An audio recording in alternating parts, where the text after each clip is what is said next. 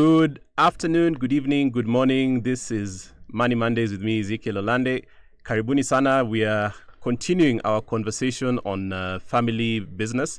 And today we want to move to a second segment. If you didn't catch last week's show, please be sure to catch the show so that you pick up. But just to recap, we were on Beyond the Founder. And I did make a couple of statements that I want to recap, and then we'll build a case for it on today's show. So last week I said that most families' businesses don't fail because of market or competition. They fail because of institutions. They do not get to the place where they become institutions. So they remain extensions of the founder. You started the business, and the business is all about you.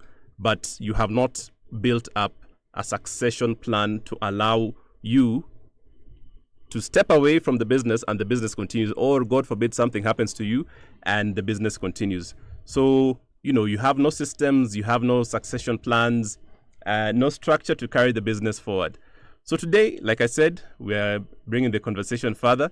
My guest is already excited over here. Yeah. And because, building a business is one thing. Inheriting it, sustaining it, and evolving it is something else. And that is why the second generation comes. My guest in studio today, SAMMY MAINA, co-founder, BRANDEM Solutions and Icon Radio Kenya. Karibu sana. Asante sana. It's good to have you. Thank you for having me. Yeah. Here at home too. As I said, co-founder of Icon Radio. We are at Icon Radio. So he is one of the co-founders here together with Myra. And we just want to have a conversation about the business that you're running, but also about your family business. But before we start, you're always on this side of the seat. Right. So today now you get to tell us just a little bit about yourself, and then we can proceed. All right. So my name is SAMMY MAINA. I am, like you've said, the co-founder of a company called BRANDEM Solutions Limited, which is ideally the owner of all the other brands that we have on board. One of them being Icon Radio. Yep. But we have other brands, Kiddie Karaoke. We have a marketing and branding outfit. Yep. And so on. So just to name a few. But all of these are businesses that we own together with my wife. Yep. So this is a fully fledged family business. Yep.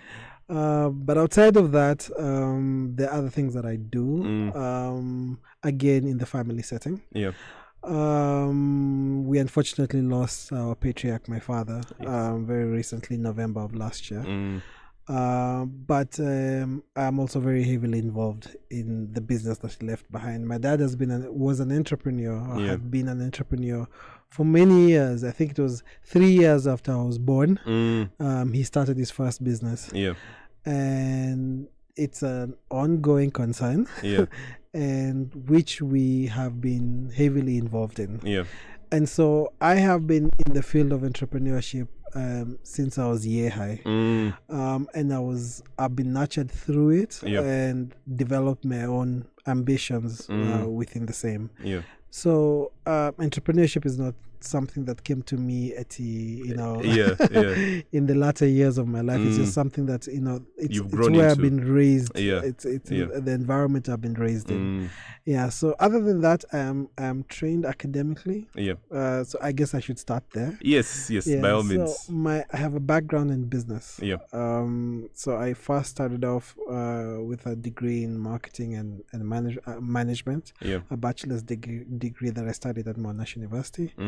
I then did a second degree in strategic management. Graduated with honors from the University of Johannesburg. Good stuff. And then did my Masters of Commerce in Business Management once again at University of Johannesburg. Yeah. So I have been trained, I'd say, academically within the field of business, business and management, and more so strategic management. Yeah. And so along the way, I was working for somebody. So I first started off as a clerk somewhere. Yeah. Joined the marketing department somewhere else.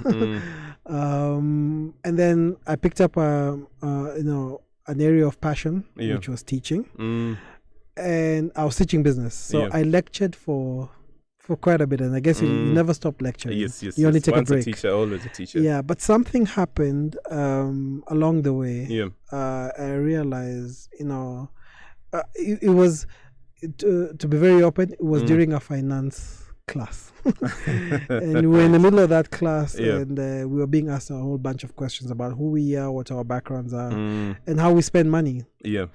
And what the lecturer at the time was trying to do was to try to identify how we invest our income and where we spend, because the balance between income and expenditure and so on, where we invest. And so one of the things that happened was, we were having this discussion, then he stopped, he went quiet, he there was a beep on his phone. Yeah. And he went back to check it out. Yeah. Had a grin on his face, smiled, and then apologized to us because we were paying attention to him. And then he's went just quiet. on phone. Yeah. And he's like, "I'm sorry. It's just that I've received my dividends for an investment that I'd made. Yeah. And it's quite a bit of chunk of change. Yes. And so it put a smile on his face. So the company, because it wasn't a hidden story, was ADV Tech. Okay. Which is an investment firm, I would say, a financial institution that invests in education. Oh, and okay. schools. Yeah. And that was picking up in a big way in at the time South Africa. Right. And if you've noticed, ADV Tech is in Kenya now. Yes. They are the guys who run, I think it is Regis or the new schools that have popped up. Right. And because education is an interesting place to invest your funds. And people will always take their kids to school. Exactly. Yeah, it's like investing in births. Yes. People will not stop giving birth. Investing in sickness. Or diseases and healing diseases, because people constantly fall sick. Yeah. But one of the things that he kind of opened our minds to was the financial independence. Yeah. That you can have active income and passive income. Yeah. And these things are made possible when your mind shifts into becoming an entrepreneur. Yes. That even as much as you're an employee somewhere, right? If your mindset is in entrepreneurship, you will make more than that income that you're making in employment. In employment. Yes. And so, and you're saying, look, how many of you have passive income? How many of you rely on rentals? Yeah. He even opened us up to mortgages. Yes. And I'm sorry for these mortgage lending companies. I must say this. And he said, because at the time, I was in a master's class, and the majority of the people in class were much older than me. Yeah. So masters, unfortunately, in South Africa is for the older people. Yeah. All right, and not for the younger people. Then they matriculate, and then that's it. Yes. Yeah, they don't even go for their degrees. I don't know whether it has changed now. That was many moons back. Yeah. But back then, all they needed to do was matriculate because they had this thing called Black Economic Empowerment. Yes. Nonetheless, Yeah. he asked, how many of you own homes? And 3/4 of the class lifted their hands. Okay. And of course, the Kenyan in the room. Yeah, the Kenyan, that guy, is living in a rented home. But then, he is like, how many of you that own homes have paid in full for their homes? Yeah. And no hands went up. Right. So everyone all is on of a them mortgage. And here's the thing. He said, look, the mortgage that you pay ties down your income for, at the very least, and I think it's a standard in South Africa, 25 years. Yeah. I think it's about here. It's more or less the same. I know there are institutions that are offering up to 30 years. Yeah.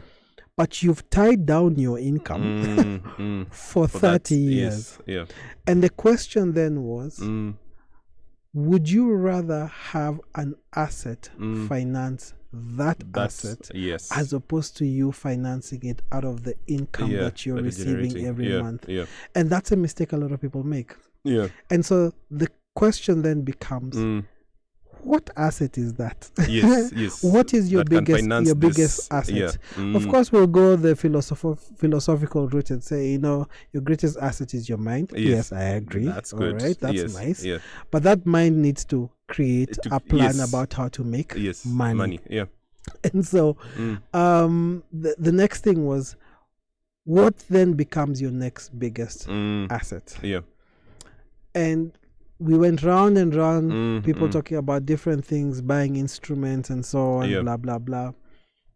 But eventually we agreed your biggest asset will always be and has always been your business. Absolutely. Or the business that you create. And therefore entrepreneurship becomes the mindset. Yes. All right. And then building your business becomes the thing. Yeah. In any case, they say you'll either work for the man or be the man. Be the man. Have people work for you. Yes. So now the question is, where do you want to belong? And then his final question was, how many billionaires do you know? All right. Yeah. And then how many of those billionaires are employees? And I'm talking about the guys who legitimately earn their money. Yes, because you know. Yes. So how many billionaires do you know are employees? Yeah. Not very many. Very few. Very few. Very In few. fact, 95% of the world's billionaires are entrepreneurs. So the question is, where do you want to belong? Yes. Right? Do you want to be in the 1%, that 1 or 4 percentile? Or do you want to be in the other 96 percentile? That was the question. In fact, if anything, if you take a look at the highest paid individuals in Kenya, highest paid employee, I reckon, would be, say, the CEO of Safaricom. The CEOs. Yes, let's say the CEO of Safaricom. Now the question is, we are 50 million Kenyans. Out of that 50 million Kenyans, I don't know how many in the workforce. How many people are competing for that position? Do you understand what I mean? Or CEO of KCB, or CEO of Britain or whatever. How many people are competing for those positions? Versus, how about you created your own position? Precisely. Your own business and make that money. And so that's when I had my epiphany. That one class, that one finance class. And I realized that at that point, I want to become an entrepreneur. I want to build wealth and not, in fact, that was the next statement. I want to build wealth and not income. Right. You understand what I mean? So I want to grow my assets. And then I want to make my assets pay for my assets. Yeah, exactly. You understand what I mean? So that was a dream that began during that class. And I must say, still at that time, I was employed. So now, as I think about my business, what is it that I wish to do? And I started to save because I was like, now it's time to invest in my assets, which is my business. Exactly. And therefore, I need to have a little bit of liquidity to be able to invest in the things that I wish to do in the business that I wish to have. And so I would advise, this is the advice I give even when I'm lecturing. And in my lectures, I say this to my students. When I teach, I'm not teaching employees. I'm teaching entrepreneurs. Very important. And therefore, when you come into my classes, you adopt an entrepreneurial mindset as opposed to an employee mindset. And when you do that, you realize you even become more productive at your workplace because you develop a target, a goal. Right? That eventually I'm going to get out of employment and I'm going to build my business. And in order for me to safeguard my business, to ensure that it happens, I need to safeguard my employment and ensure I'm working at the highest possible level in order for me to get what I need to start and transition you into your business. Exactly. Very good. So that's in a nutshell. Where this began. And I know we're talking about the family business part of it. And how I got involved in family. First of all, as we were raised in entrepreneurship, we didn't have pocket money. Ezekiel, we did not have you're told pocket money. Work for it. So every school holiday, we would go and work at my dad's office. And so, and because I'm now knee deep in it, succession and in business, we'll leave the one for sharing of wealth. Yes. Succession in business Yes. does not start when the founder has has exited. I agree. It starts very early. It starts That early is it on, right there. early on in the person's lives. Yes. The yes. various persons. So as from, I think it was standard 5, Yeah. we earned our pocket money, and therefore my dad started to teach us things that were happening within his business. We first started off doing controls. Controls is matching invoices with payments and blah blah, and doing controls. So we were doing controls or doing a little bit of finance stuff, accounting stuff. So we first started learning the hard numbers and matching the numbers and so on before we got into the softer skills. Like now, for example, I have a brother. My brother now delved more into the financial part of the business, whereas I delved more into the softer part of it, which is marketing and management. But that exposure is what literally planted that seed. The seed of entrepreneurship. Because in the same way, my brother is an entrepreneur. I'm an entrepreneur. My younger sister, not so much. She went into the legal field, but she's still very involved in the business. But she wanted to chart our own path. But for the rest of us, we were nurtured strictly within the field of entrepreneurship. So let me pause you there, because you're actually building the case very well. Right. I like because from the previous show we actually did talk about the importance of succession planning. And I was building a case, and you have kind of like anyway. Yes. So I said the model that your dad used is not common in African families. You find it a lot in Asian families, where kids, for as long as you can read or write or count, you're in the family business, and you start from the ground building up. And I like what your dad did, because he taught you the hard stuff first. Understand the business, understand the value for money. Yes, exactly. So, you work for it. You because most of us are unfortunately entitled. Right. You're like, I want money here. So you do not place the value to that shilling that you're receiving. But when you work, sweat, toil, and it comes through, then you value it. So I really like how your dad modeled that that business for you guys and for your family. And you can see the entrepreneurial bug. It stayed with me, it just stays. It stays with you. Very good. Yeah. So you've already talked about this, but just to get into the second generation reality. From experience, what is the reality of stepping around, or being around, or stepping into a founder-led business now, like being with your dad and then now taking over from that? Man, I learned a lot I got a lot of lessons. I learned a lot from my old man. But to answer your question, when you find the founder, and for as long as he's there and very actively engaged in the business, then you're carrying his vision. So it remains the founder's vision. So you exist within that vision. I like and that. Sometimes, and I put it this way, because we had our moments. Sometimes you have disagreements. Of course. Because me, I'm new blood. I've come. Guys, I've seen, I've felt and experienced different. Sometimes you come to the founder and you're like, this is the direction we should be taking. I think this is the way we should be going. Like now, for example, the difference between my dad and I would say was technology. Right. Of course. I was so pro technology, and he was used to.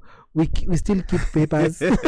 We still file documents. He was a boomer, right? Exactly. So exactly. Understand. So and I was moving fast. I was. In fact, I'm very proud to say that. As we started BRANDEM, I digress a bit. Go ahead. One of the things that really helped us was when we started this, because our first business was the marketing business. Right. In fact, it's our main business. Myra and I jumped into digital marketing. Yes. I think it was 2014.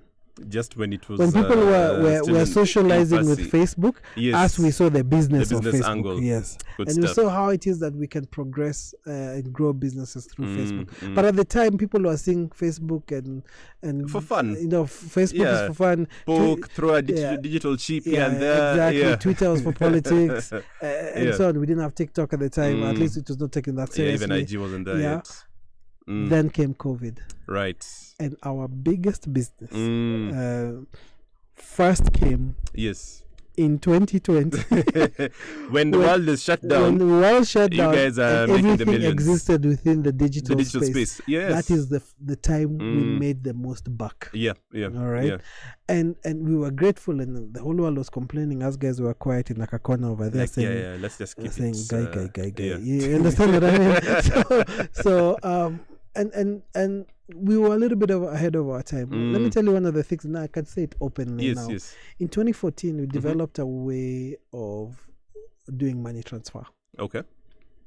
Again, exposure from outside there. We met a guy here. Yeah. We met a guy here who told us how he can do the whole cybersecurity and do the bank switch and so on. And that's where our minds were. And we conceptualized an ecosystem with all these money transfer companies. Yes. Through a switch, a bank that I cannot mention, but I still like the bank. Right. Into people's M-Pesa in 2014. Wow. In 2014. Okay. I have evidence. I can show. In 2014. Yeah. We're only starting to realize those things now. Yeah, that's All right, true. because people, when I was in South Africa, you get money sent to you via RTGS or telegraphic transfer. Yes. Or through MoneyGram, and so on. But imagine if you created an ecosystem where I can send money from one bank straight into another bank or straight to a phone. So now that's integrating people like RIA, MoneyGram, Western Union, people like Sendwave, right? Using a switch somewhere through a bank in Nairobi. I know I might be giving away billions, but we had thought about it in 2014. Right. All right. And so I was picking up the innovation that was coming through technology. Mzee was still must write it, must keep paper records. So the founder often is a strength when it comes to the foundations of the business and the vision. He or she is the vision carrier, and so you exist within that. And unfortunately, boomers deviating them from is a bit. It has to be very convincing. Yes. It has to be compelling for you to be able to get them to adopt certain things. But eventually, it took me a while to work there, but he eventually began to adopt new systems. We had the businesses within the field of real estate, so we adopted a new real estate management system. Good stuff. Then we started existing digitally and so on. And so we started picking up a whole bunch of things that we're doing to make the business better. But then that's when Mzee had his aha moment. He's like, so you can do this, and it actually works. That's very nice. Now can I sit not as the CEO? Can I sit as the chairman of the board? And therefore, now you take over, sit there as a GM, and run the business, create your teams, work with be innovation led, and so on, bring in new systems. But remember, the foundations remain the same, intact. All right, but you can change a few things here and there, but the system remains for within the business. You're only making it more efficient. That is it. And I guess speaking from there, it's about pacing as well. Correct. Because I think sometimes we come out, you've come into the business, like you're saying, technology was not really a big suit for him, and then we have to change. So and even change management, it takes time. Yes. So absolutely. I think just for those of you who are watching who are struggling and trying to figure out how to, I think, bring them on board, but pace yourself as well, so that you carry them. Correct. Even when you think about in any industry, when systems are being changed, when that communication is not done properly or it's not planned, who are your biggest saboteurs? The very people who you're expecting to make the change. Yeah, exactly. It's a nature business, man. Yeah. I love it. Yeah. In this space, was there pressure to live up to, or is that for founders, now second generation business people, is there pressure to live up to the founder's legacy? Because he's built this ginormous thing. Now, we're kijana. Like the way you're calling him mzee. So we're kijana. Run with this. Let me tell you. Yeah. I speak personally. Mzee left huge shoes, very big shoes. Yeah. Because there's one thing I really admired about him, and something that I've learned from him. Yeah. Is that your network is your network. Absolutely. His network was vast. He knew who's who. Yes. He even knew the people I was dating, who their parents were. I don't understand. You understand? His network was very big. He was very, very well connected. And then he had a professional nature. And so everyone knew him as this professional. Yeah. So automatically, it's the reality of today. Once, people have interacted with your folks, they automatically assume. I think the first instance is that you are the same as your father. Yes, the apple fell just exactly. Apple too. So there's that assumption that you are like Mzee. You can think like Mzee. Yes. And so, of course, the pressure is there. And the question is, first you have to accept that you'll receive that pressure. Yes. I find a lot of people waste time trying to fight that perception. Yeah. But I chose not to. I chose to learn from him, because I don't think he was doing a bad job. I think he was doing a great job. Yeah. He was my advisor. He's been my advisor, and he is a person who was championing me even when I decided to take on my own business. Yeah. And so I valued him. I valued the thoughts, and I, to be very honest, would like to get even a fraction of the reputation that he had. You understand, and even and grow beyond, because that's what it is. So when you meet people, the first thing that comes to mind is like, this person is, for as long as he's in the business, this guy is like his father, or better. Okay, and we were always being taught the lesson of Nakumat and Taskis and Naivas. Yep, talked about them last week. But my dad always mentioned, I think is for Taskis is Mokuha. I don't know. I can't remember the person's the founder's name. Yeah. And the thing was, he left it to it was one Taskamat. It was just one, and then left his kids innovate, and then it becomes Taski supermarket with branches across the country. It's unfortunate things went the way they did. And I have studied Taskis, but I cannot discuss it. I don't want someone to come after me. But differences lead to some of this. But you see, the perfect example, and the same thing with Nakumat. Same thing. A perfect example of how you can make it bigger than you found it. Yes, and that's ideal. Yes, to grow it, make it better. Correct. Yeah, and as you hand it over to the next generation. So, in as much as you feel the pressure, your focus should be, how can I make it better? How can I make it bigger and better? The only other thing that I've learned through this is, now if you have siblings, how can you also make sure you have systems in place to ensure that there is not interference from personal from emotions or personal interest. So now the next thing is, so for me the role becomes building better systems. Absolutely. So systems that work and systems that protect the organization from outside interference. And you brought in the element of siblings, and you've even mentioned now the families, the businesses that we know the things that happened was after succession occurred. So my question to you is, should succession be automatic? If I am a son, you know the way you start MAINA and sons? Absolutely. Should the and sons just take over? Let me tell you, absolutely not. Good stuff. Absolutely not. There's nothing like that. Yeah. Because I'm third born. Imagine now you're putting me GM, I'm third born, I have an elder brother. Absolutely. It's not gender based. Yes. For me, it's passion based. It's driven by someone with commitment and discipline. Yeah. And so if that person is the last born, the person that does that is your sister, younger sister, it doesn't matter who. It is the person who can drive that business into greatness. To the next level. That is it. For me, it doesn't matter. It doesn't matter who takes on. There's nothing like it's automatic. There's certain things I don't agree with succession, but the law is the law. If we go for a referendum, there's some things you want to change the succession law. Yes, but you see, even with business, because you know this, like if we look at the story of Tuskies and these are thriving businesses, doing very well, thriving businesses.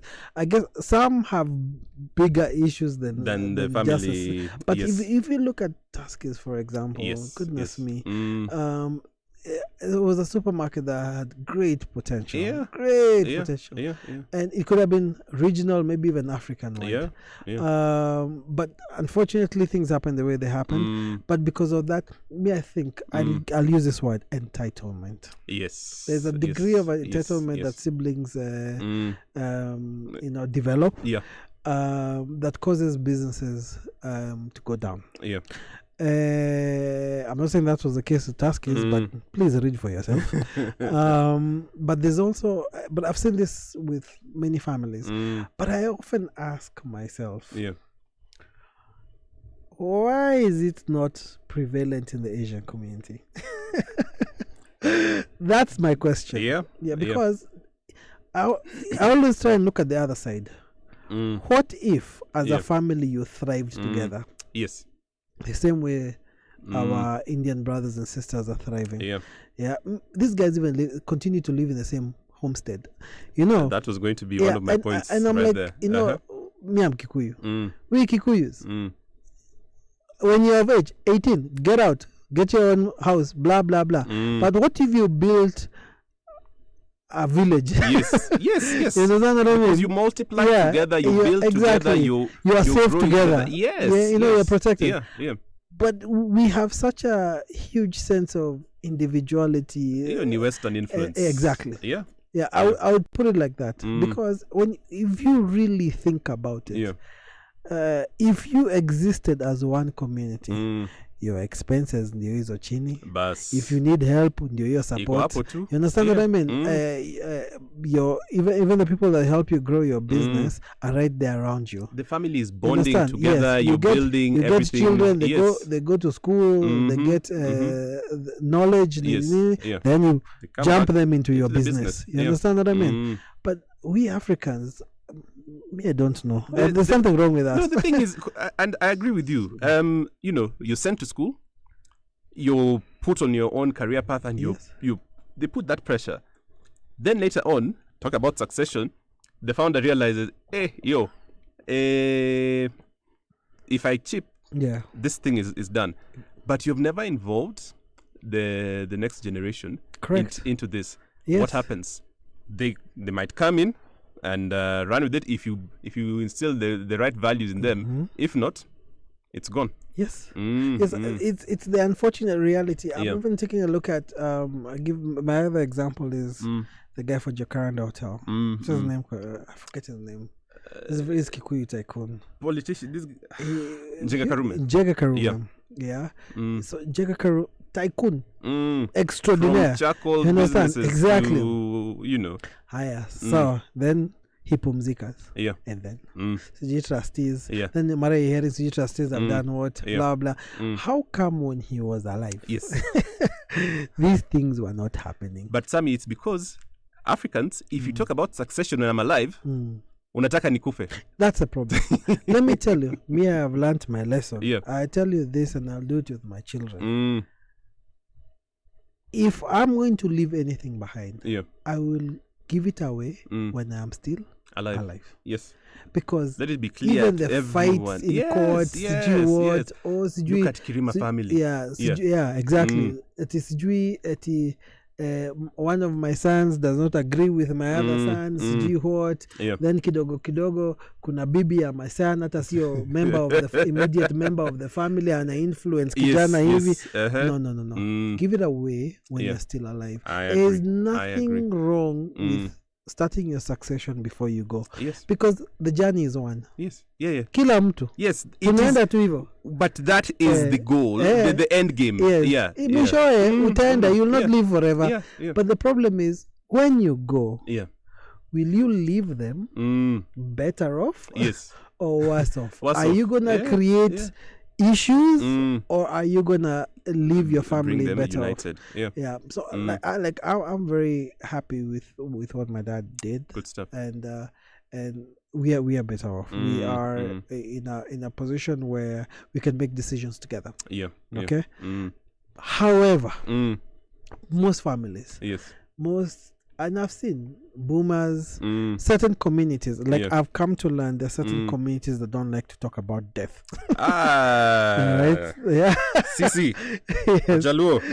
No. Yeah. So talking about death during writing wills or succession planning is taboo. Yes. You want to kill me. So unfortunate. So unfortunate. And me, I'm glad I'm a little more exposed. And I will continue to expose others. But even in business, I'm building this business to one day give my children the opportunity in that if they want to join the business, they can. But I'll still nurture them through it. Kupata pocket money, even them. Right? Yeah. So if they need, that kind of income, money to spend, they will do it through the business. However, if they want to delve into a different career, that's their choice.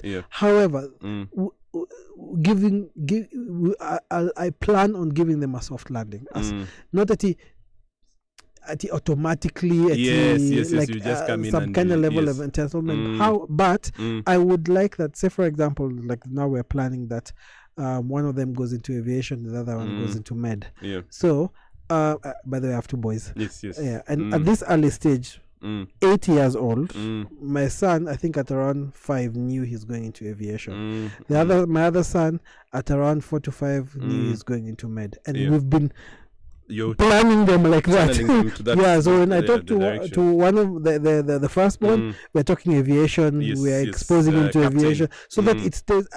But one of my aunties told me, because one of my cousins, one of my cousins' son, my nephew, is a doctor, and she told me she planted that thought in his mind when his age still had a single digit. Wow! And not just that, she started calling him doctor. Doctor, exactly. Until he just knew. I'm going into med. This is it. So and I believe that's how you do it. You just start drilling them. So me, I call him, my first one is called captain. The other one is called doctor. Like that. So in the same way, as they move into their careers, I'd want them to know that they can do this, push their careers, and still push the business. Why? Because Ezekiel, if things become tight or whatever, you understand, you have a little bit of cushion. You have this fallback. I don't know who told us that we must work, sweat and bleed. You understand? Imagine if your family, all right, were together. Would you have struggled so much to get a job, blah blah blah, blah blah, or would you have? Because I believe in both and different types of knowledge. All right, there's something we call explicit knowledge. Explicit knowledge is what you learn in school. What you know, in books, what you read, blah blah blah. And there are people who can take that on and gather enough knowledge just from reading and attending class and so on, right? But where we fail is that we're not all geared towards explicit knowledge. Exactly. We're not all bookworms. We're not all we're not nerds, all of us. Yes. Right? Okay. Because me, that's what people who go to uni, you're all nerds. It's just others are bigger nerds. The level others, of nerdiness but is it's all nerds. Yeah. People who read books, that's who you are. All right. But there are those who learn through experience, what I call tacit knowledge. Tacit knowledge is not knowledge that can be explained to you or you can read on a book. Right. But it's knowledge that comes from engagement, experience, sharing. Like mechanics. Mechanic anasimama hapo kwa gari, anasikia sauti anasema hii ni engine mahali hapa. That's tacit knowledge. It's not because they read it, it's because they've experienced it so much they know where the problem is. Right? So there are people who learn through that.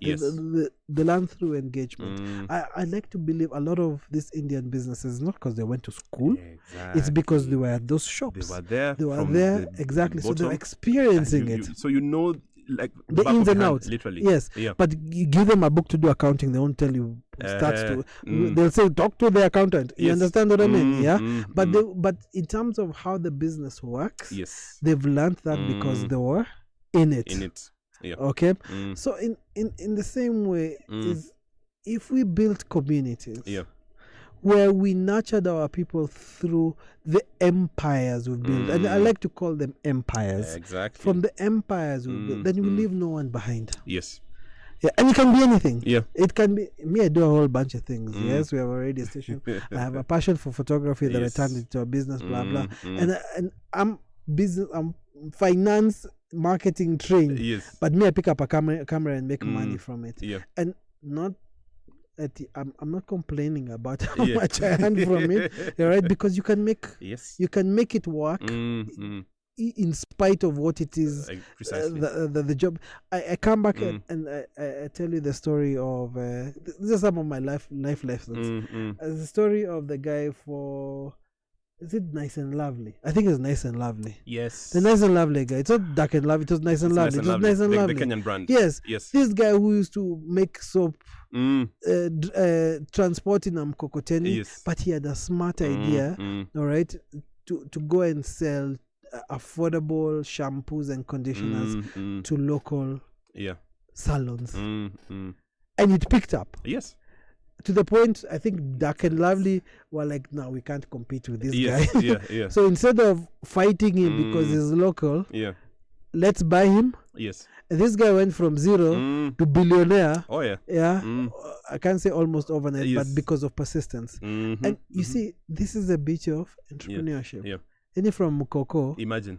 To a mansion's due. You understand what I mean? Yeah. And it's built now generational wealth. Imagine now, if he built that empire, imagine he didn't sell it to Dark and Lovely. That he had built that empire. And then now, you build son, cousin. Yes. And you know, and you grow together and you grow. I'm telling you, you protect the business, you create an ecosystem. And through that ecosystem, you create barriers to entry. You protect your And you know, when you do that, you're bringing people together. Yes. So you know those people who are at the end of every month when Akwanga you sort out, you've sorted them out. Exactly. By empowering them, they're part of the system. They're earning, they're growing, they're building. And you stop that culture of repair to what can I do? Yes. How can I be of value to your organization? Or I am thinking about this idea. And this is how. You adopt the Branson approach of hire. Where were my nephew? What business are you thinking about? Hire. You're thinking about how do we can now put in, because the next question is, you want to become an entrepreneur, where do you get the capital from? Imagine if you built these empires. Yes. So me, I'm here, and my son says he wants to start an aviation agency. Okay. So now this business invests into that, into the capital. You understand? Exactly. You understand? So, you know, when Asemanga, when money enters the business of the Indian community, it zungukas you 10 times, you 20 times before it leaves the ecosystem. But why don't we create something like that? Huku kwetu? Immediate. I think in and out. Is it 2 or 3 at most? 3. And it's not just us, even African Americans, because they've done their research even on Black Americans as well. Watch Ezekiel. and at least me, I have a family that is supportive. But how many people do you know Yeah. will seek business from their relatives? Very few. Very Don't few. even trust each other. Huyu atakula tu pesa. Huyu nikimpatia hii nini, You hiyo ni understand? kama nimemwaga I'm pesa telling huko you, nje. it's dead before you even. Dead on Why arrival. should I go and after a business? So you Yes. market myself so hard to get up there, and God has really helped us get to where we are. Yeah, but it would have been so much easier to work within, the immediate ecosystem, because they say your first customers should be your relatives. As you go outside, how many of us can actually say that genuinely? If you're an entrepreneur, tell us in the comments. Those are the people who should support you first. I'm like, where are they family? Where are they family? How are you helping us? If you have the disposable income and you have a need, and a need that can be satisfied by me, why not come to me? Kuna ile mbaya. Let me tell you the bad one. Yes. The bad one is wanting it for free. Yeah, of course. That's the worst. Let me tell you, that's not support. Ukuna studio hapa hivi tupigie picha ya graduation. I usually say this. No, for example, and I use this as an example. I'm not trying to poke the bear. I'm a photographer. Yeah. Sawa. You need my services. You're getting married. Yes. Yeah. Yeah. Why are you coming to ask me for a favor? Pay me for my services. Kwani mbona wewe ni familia? Exactly. It's because I'm yours, you cousins, you what? Pay me. Yeah. Because if it wasn't me, yes, you'd be paying. You'd be paying somebody else. Someone else. Yeah. So why pay someone else? But when it comes to the family, to family, you don't pay me. Unataka vya zabure. Wacheni hizo za ovyo. That's my point. It's very sad when we create a culture of nipe, and that's why people now stop trusting each other. They don't talk about their businesses with their relatives and so on. You play it close to the chest. Yeah, and so I come back to this. Well, these are some of the things that hinder family-owned businesses. But I think if we change our mindsets, it applies here. If we thought like entrepreneurs, you would understand the value for paying for a service, even if it were your relatives. You understand? In the other thing that worked for us is we earn salaries. You don't, the business was not an ATM. You're given a salary, a paycheck, and sort yourself and you out. worked with that. So there you now began to understand that the business is a person. Exactly. And it's separate from you. And then it's no longer about because for me, I slowly began to understand that the business is a separate entity. Okay, away from its founder. This was beaten into us that a strong business will outlive its founder. And it will outlive you if you're in it. And for as long as it has strong foundations, it can go on for centuries. Now, you've actually gone into my next my next question, which is from founder to institution. And thank you for bringing it up, because we want to see what then separates family businesses that transition successfully to those that struggle. And the question I want to ask you is, how important is it to put in governance structures? Like you said, for you guys, you earn salaries, and you have structures. So how important is it to do this? What you call governance, which is a wider name for systems. A business must have systems. Absolutely. And what outlives founders is that their systems. Okay. Governance mechanisms can change; they can roll over time. But a culture of having systems is what will ensure the success of your business. So for me, discipline, which is the most important component of business and any organization, equals systems. All right. So whether it's HR, operations, finance, or whatever, systems are important. Because those systems govern. Okay. And so companies that thrive have systems. Companies that don't thrive usually have very weak systems. And take a look at large corporations. Large corporates, even in the absence of the CEO, things move. Yes. You understand? I'd like to say the same for our government. but ideally that's what's supposed to be. Yeah. Okay.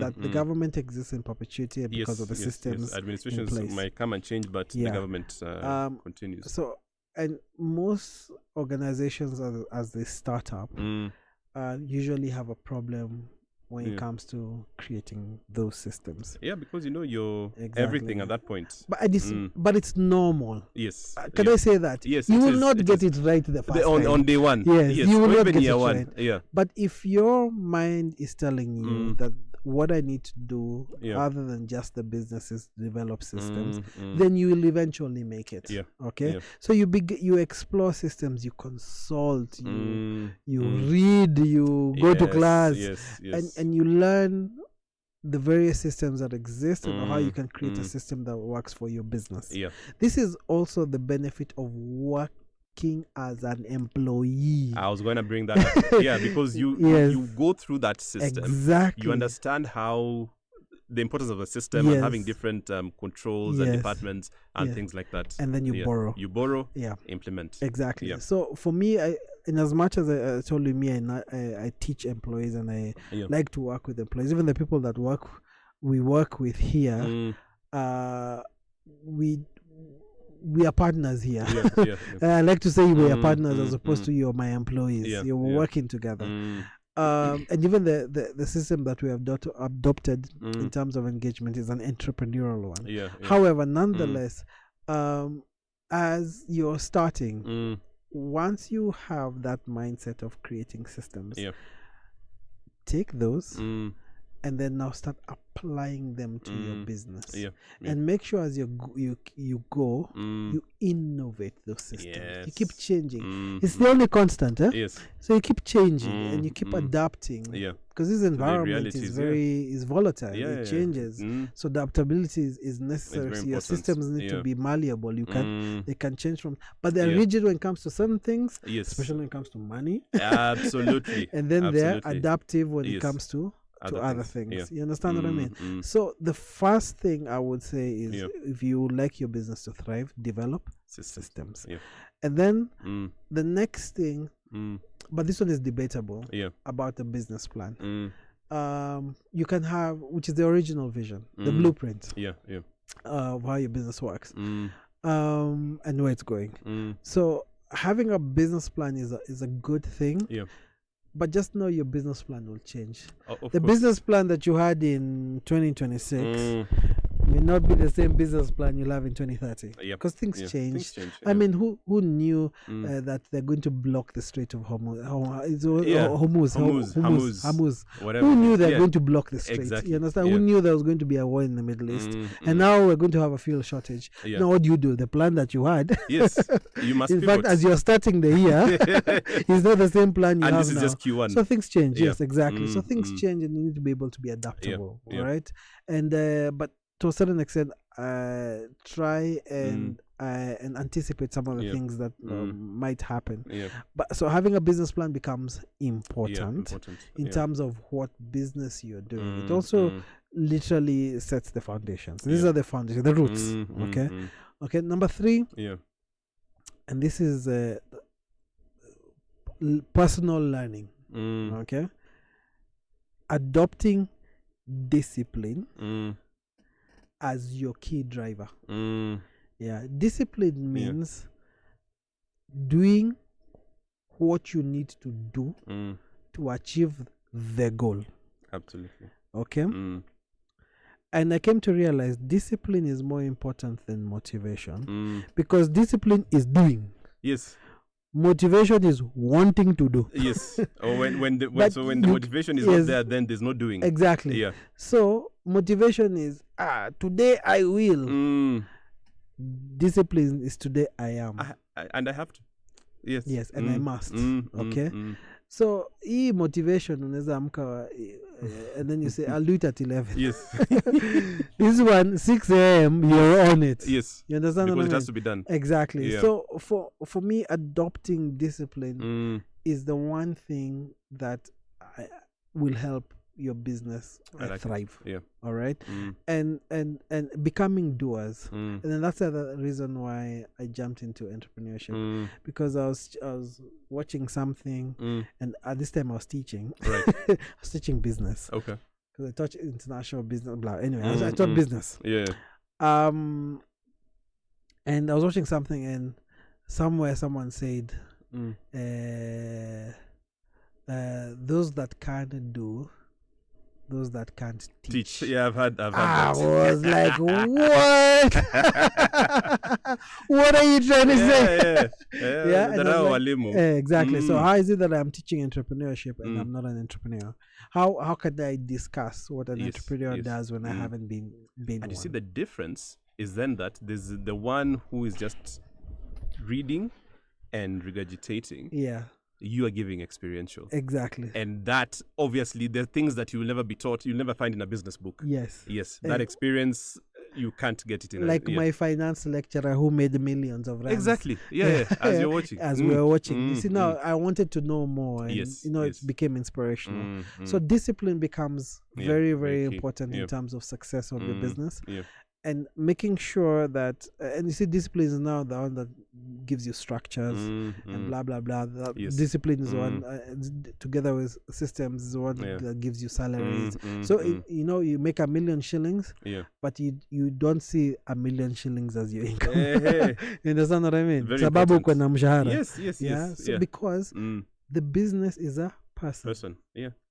That person is paying you. Yes, exactly. Yeah, so just like when you are an employee and you're earning a salary, but you brought in 100 million. Yes, you're not. It's not taking into doesn't mean that account. 100 million is yours. You understand what I mean? You can make a commission off of it. Absolutely. But you cannot eat the entire amount. So that's why discipline becomes important.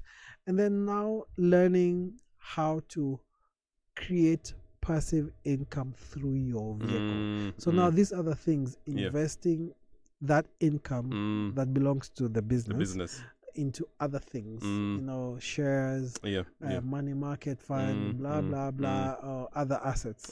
And now using those to create now passive income for the business. Those are the things that make your business succeed.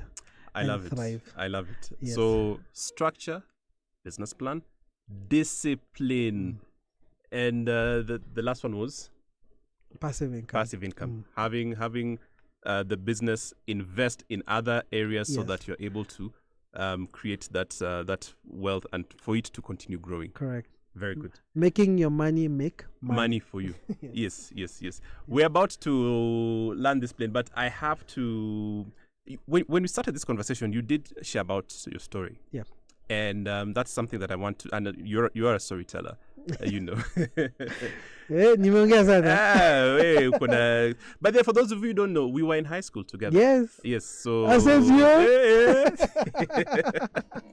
anyway, back to serious matters. Narrative and legacy. How important is storytelling in building businesses that last beyond the founder? Very important. Let me tell you, the market. The market thrives on storytelling or being told stories. I've spoken a lot about what it is that I have done with my dad and the rest, the bigger family, the rest of the family. But I've not spoken about what I've done with my wife.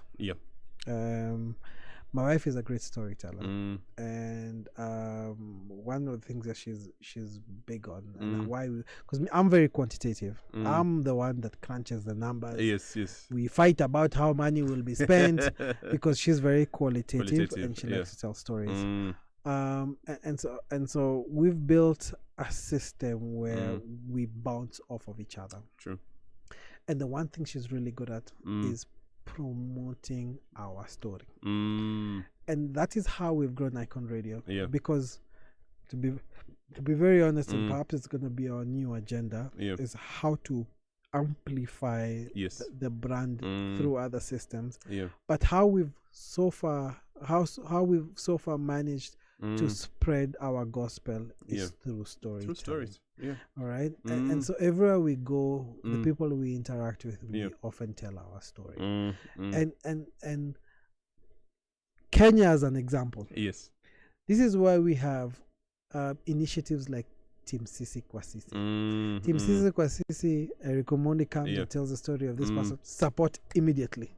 All right. When you're talking about organizations, I'll give this example like KCB, the KCB Foundation. Or they go and tell you stories about their initiatives and this person's story and how they've come from here and gone here. Kenyans like growth stories.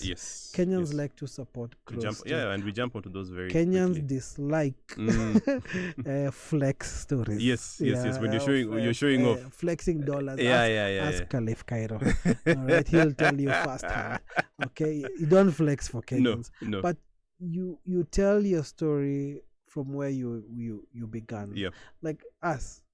From zero. I'm telling you, Ezekiel, from zero.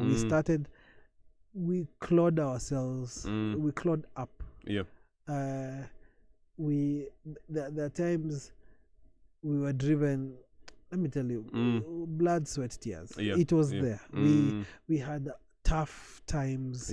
I'm not even saying that we're there. We're not just there. We're still trying to find our way. But you can look back and see the milestones through the story. And so at the end of the day, what I say is, when your business should be a story. Sometimes we look back and when we're resting, we're at the house and we're watching our children, and we reminisce. We're like, I'm like, Myra, 5 years ago, where were we? What were we doing? What were we thinking?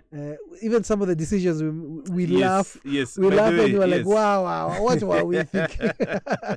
The people that we've met along the way, the people that have crossed us, the people who have sideared us, because we've had many people cheerleading. You understand? Yes. Your allies. My allies, we have had those. In fact, do you know where we are now? We are at who's our godfather? You understand? Because that's the other thing. I'm sorry, I must say it openly. Yes. Any business, every business needs a godfather or a godmother. Qualify. Watch out to the let me qualify that statement. I came to realize my dad was our godfather. So he would we would hit roadblocks, and he would help us out of it. Not only by giving.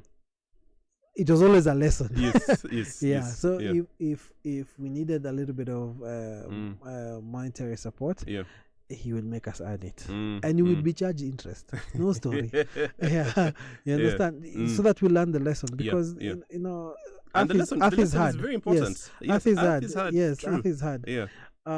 But there are people who we are. Let me start from here. Is we are people who ideate. We have ideas. Money transfer. But now it is an ecosystem that requires heavy capital investments. Now at the time we were coming up with that 2014 was 12 years ago. 2014 over 12 years ago. I was 30 years old. Whose CEO's office am I walking into? At that time, now 30-year-olds can walk in. But 12 years ago, it was millennial not that easy. it was at you walk into a by the way, I have this idea, like, okay, well, that's nice. You leave and he monetizes exactly. it. So now, so when I say you need a godfather, is you may have an idea, an idea that you can commercialize, but you don't have the capital, or you do not have the business know-how, the acumen, or you do not have you don't have the business acumen. You do not know the first thing about doing a business plan, or the first thing about developing systems. You look for someone like that who can, by the way, when I say godfather, I'm not talking about someone who will come and finance you only. I'm talking about someone who will help you grow. So a mentor. Exactly. That's who I call a godfather. We call them destiny helpers. Yes, those guys. Yes. And so right now we are actively looking for that person. Yeah. And not just that person, because we also realize, I come from the generation of you need to be able to share knowledge. All right, both tacit and explicit knowledge, and that's how you arrive at innovation. Yeah. We're not just looking at a single godfather. If you find that person, that's fine. You can have the godfather or godmother. By the way, please, I'm not being a it's not, gender biased. Gender-based. So we can have a godfather, or we're actively looking for a godfather or godmother. But at the same time, Mara and I are building a board of advisors. Very important. A board of advisors is not, it's not your board of directors. It's not people who've come and poured money into your business. If they want to become directors, that's fine, and still belong in the board of advisors. But advisors is people who will openly criticize you and tell you as it is. Yes. People who, because sometimes you always think it's like a negative, not negative, but people who will also cheer you on when you're doing the right thing. And people who will help guide you. And these people can be employees. It can be. Can I tell you something? Yes. Some of the best ideas come from poor or hard hit people. Did you know that? Anyway, but nonetheless, so we're not gonna. Your board of advisors is going to be people who are able to tell you the truth as it is. Without whether you're doing the right thing or and guide you without bias. You understand what I mean? And then out of that, and that your godfather helps you develop that, or godmother helps you develop that board of advisors. And so for me, that for me becomes the value of a godfather. A godfather points you at who's the right person for you to discuss finance, where should you invest, and then they open doors for you, by the way. These are the people who Safaricom is having something. I know so and so. Go and talk to him. I know Paul Russo from KCB. Go and talk to Paul Russo about this thing and let him get you into the money market fund. Godfathers. You might, but I'm not saying it's a must. It's not a must. Someone who but you need can someone. either open the right doors for you to walk through, or guide you into the direction that you. I often wonder, because I admire him. I admire Caliph Cairo. I do. I wish I had his bravado. At his age when I was that age. However, I only imagine if he had a godfather. He would not have outburst most of the problems the way, that he's, all the things he's going through. And in as much as, because me, it's not a personality issue. I felt like it was mistakes in finance that could have been corrected if he had the right system. Right. You understand? Or the godfather to tell him where. A book, calm down. Not like this. This is what you do with this income. This is how you structure your debt. Blah blah blah. You understand what I mean? So I admire that he was brave enough to jump into entrepreneurship, and I imagine that if he had a godfather, then he would that person or godmother would have helped him develop the systems, the discipline. You understand everything that I have mentioned. So that's how I qualify. God anything. Godfathers or godmothers. Yes. Good stuff. As we come to a conclusion, I two last questions, quick ones. So what's the one thing you think founders must start doing today to build a lasting business? Question number one. Systems. I'll come back to it. Systems. Develop systems. Systems that outlast founders. Of course, that will come with developing our culture. But number one is systems. Yes, develop systems. Good stuff. And then finally, what advice would you give second generation leaders as yourself? Hey, vumilia. Earth is still hard. Vumilia. Reason I say that, I've come to learn, for some reason, persistence is is very important when you get into the entrepreneurial journey. Yeah. As a second generation founder, a lot of people tend to assume that you're trying to fit into the founder's shoes. Yes. And therefore you need to build tolerance. A lot of people will compare you to the founder. The founder, yeah. At some point it will start getting to you. But be tolerant. Zima the noise. Yes. Know what to focus on. Know what to focus on. Focus on the business. Yeah. And focus on the business. Yeah. The business is like it's like your wife or your girlfriend. Oh no. Let me rephrase.